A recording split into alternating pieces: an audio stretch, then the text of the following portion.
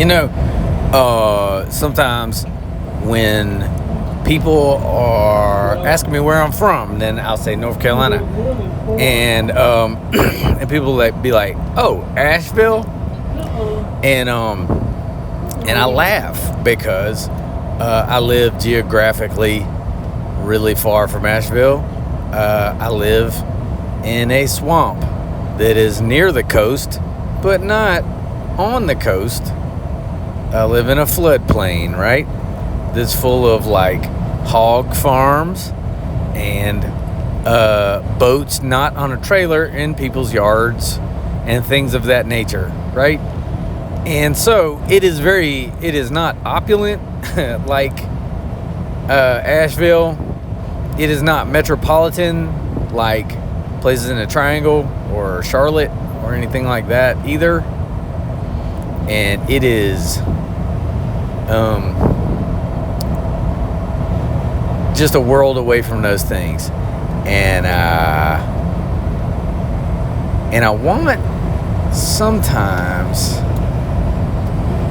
to talk to the white people,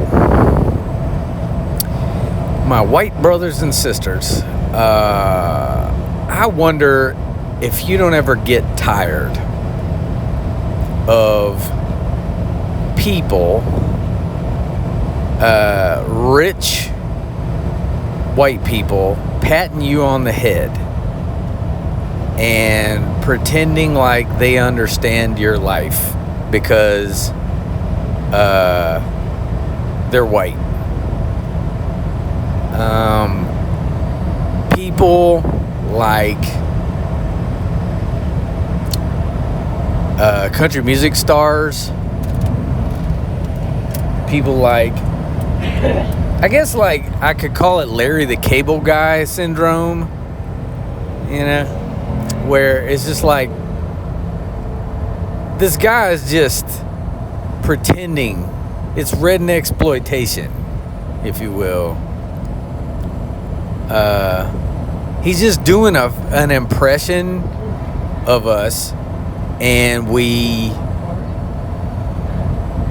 allow ourselves to sort of be entertained by someone like, I don't know, to me at this point in my life it feels like being mocked and going along with it, which just feels like just a lot of disrespect, and yeah, being exploited. I don't know, like they just think we're stupid as hell.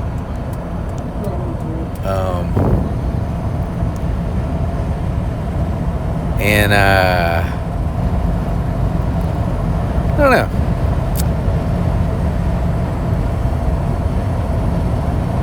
They don't have the same interests as you. Their face might look like yours, but they buy and sell people like you all day.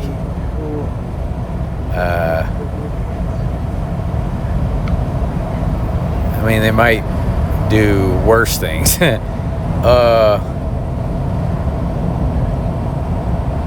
You're just a game piece, you know, if that. At your most important. And I just wonder how long we're gonna side with people who hate us because we'll be allowed in the little life raft a little bit longer than like the immigrants, the gay people, the black folks, you know? Like, we're getting kicked out too, you know?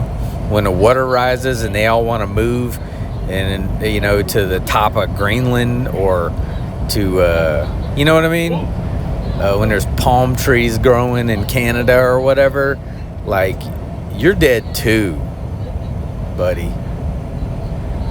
The water's gonna rise, especially my countrymen. You're donezo. And once you start moving to these rich people places in the rest of North Carolina, right? In the central and western part of North Carolina, they got nothing for you over there. The rich people take the high ground. I don't know if you know that. But they talk to you like you're one of them, and you're never gonna be one of them.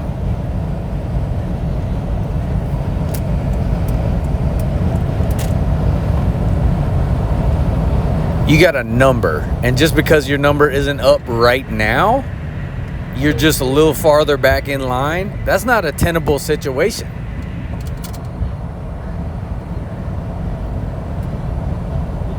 You could try aligning yourself with the kid fuckers, with the environment despoilers, you know, with the war pigs. All you want, and you can double yourself over backwards and shame your family line for generations, and it won't save you but like just a little while. You can do the ugliest shit humanly possible, and they're still coming for you unless you take your fucking balls out of your purse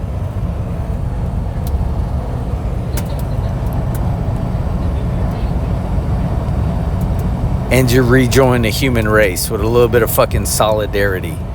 You gotta realize that you got way more in common with people, working class people in China, in Venezuela, in Ireland, in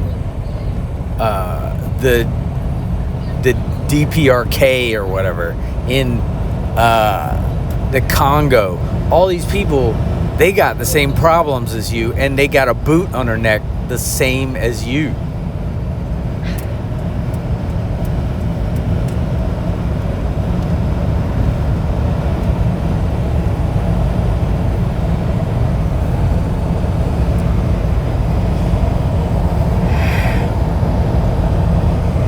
I'm working through getting through an injury today. I've been, like, right before Christmas, I dislocated a rib, man, and really I was falling off a little bit before that. You can tell I've been eating real bad, and so the workout on the right hand side, I couldn't finish 100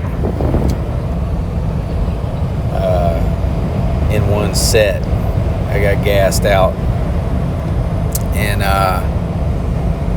that's pretty extreme. I've been able to do 100 since then, and I'm trying to get back to where I was. I feel like my health is one of the few material comforts I'm ever going to have.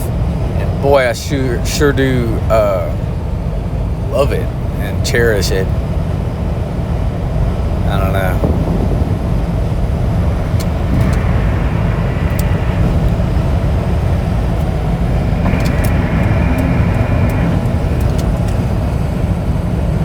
It's tough rebuilding, though, right? The first time you're climbing up is one thing, but dealing with disappointment of knowing what it feels like to reach the top or reach high, you know, and stick the landing and then start over again from a lower spot is that takes like internal game that, you know,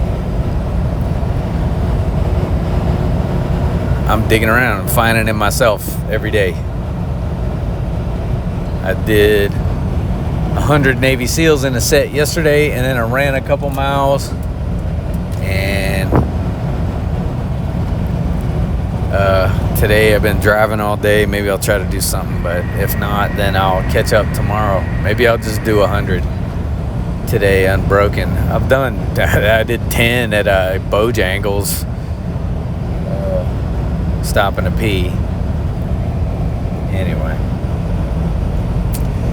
I just wonder,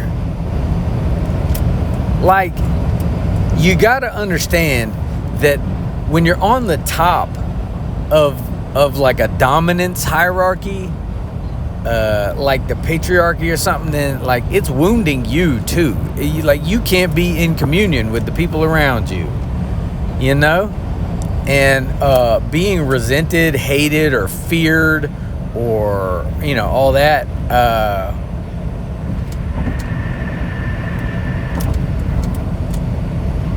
it completely ruins your ability to relate to people, feel at home. Especially when you're a working class person hanging out with other hanging out or just rubbing elbows day-to-day life with other working class people. It's like, it makes you like a pariah in a lot of ways. I mean, you can't be trusted. Like, because they know that when it comes down, right, when the police show up, when you're in court, when you got to show out in front of a bunch of white people, there's going to be so much social pressure on you to cave and run and hide behind your whiteness.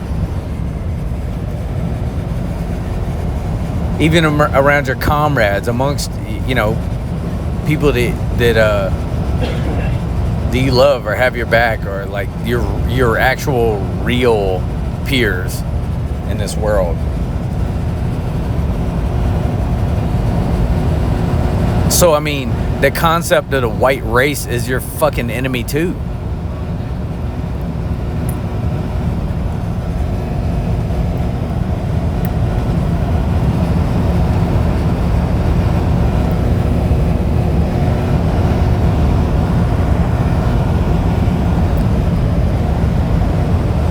Oh man, I'm gonna get back up this hill.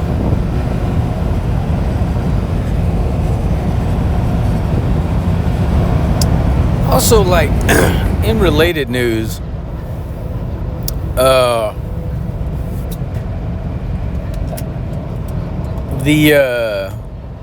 patriarchy has tried to put a nice face on it with, in like the last decade, with pseudo intellectual, bad faith arguments for all the good it's done and human rights and and then immediately, once it starts taking like power in a sort of more consolidated way again, then people start talking about fucking like 14-year-old girls. That is like always underneath the shit they're saying, and it comes out like the rich and powerful, sure, but then all their bootlickers too. It's just sitting there waiting. You got to understand that, like, how does like somebody like, I don't know, whatever, Epstein or R. Kelly happen, right? It's like your ability to make people do what you want, regardless of their own preferences or whatever, is the expression, what you get for succeeding at the game, right? Of like amassing capital and influence and all that stuff. If you have a dominator type of mindset, if you have a colonialist mindset, if you have like a super patriarchal mindset, then one of the greatest expressions of it is being able to mold other people to your will. Well, if you're so successful that basically like you can get dimed out people to women or whatever, you can either coerce, or because they're in a situation that's not as good as you, or if they're caught up in the sort of like wanting to align themselves with dominance as well, you can just get infinite, just like dimed out, let's say, women to sleep with you. Then like that's not good enough. You got to have a boutique, like wine snob sort of like sexual gratification. And so R. Kelly in the 90s could sleep with a staggering amount of women, and it didn't mean anything because it had nothing to do with the women. It had to do with like a flex, right? It's like it's what you get when you get on top of the hierarchy. When you're on top of the pyramid, then you can have any woman. Well, that's not good enough. You gotta develop a boutique desire. And so you go, well, it's just like, well, I can already eat all the beef I want. How about veal? You know what I'm saying? And in ways that are much more entangled in our brains with livestock. You're like, okay, well, I want inappropriately young, like, ooh, isn't this naughty sort of girls, right? 16, 14 years old and shit. And then you're like, that's not good enough. I have to like make them do stuff that no one would, just like, and it's a proof of your power. It has nothing to do with, honestly, not even like necessarily being attracted to a person as such. It's just like, it's just a power fantasy, right? They're a blank slate that you can smash into whatever shape that validates you. So then, of course, people like fucking Epstein are gonna happen. Of course, people like fucking Trump are gonna happen. Of course, obviously. And being able to rape, being able to coerce, being able to have people grovel, like breaking people down, is the point. It's not even a side effect of those sort of like steep dominance hierarchies. It is like the pinnacle of the validation of your power. So you're always going to get it. There is no patriarchy that doesn't run on rape. And there is no capitalism that doesn't run on slavery. So, I mean, take that however you want, but that's how it is. I, for most intents and purposes, quit having a relationship with my parents. And thus, I think by extension, probably most of my family that's not older than me. Maybe some cousins too. We'll see. I felt like I've lived my life with a lot of resentment and anger, and I don't like playing that character anymore. I just want to get on with it, and I think I was staying mad so that I stayed in touch with them, kept the relationship going. For all that I've worked on myself and my relationships and every other aspect of my life are like fundamentally like good and satisfying and just. I just haven't managed it with them. I found myself like just really argumentative and stuff, and I just had to let it go.